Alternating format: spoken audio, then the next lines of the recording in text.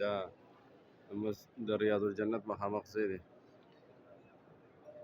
لیکلی ابو هريره رضی الله عنه، حسن رضی الله عنه، عثمان رضی الله عنه، ابوبکر رضی الله تعالی عنه، او دا لیکلی دی عمر رضی الله تعالی عنه، علي رضی الله عنه، حسین رضی الله تعالی عنه، عباس رضی الله تعالی عنه. دا کې لیټ مخامخ دی.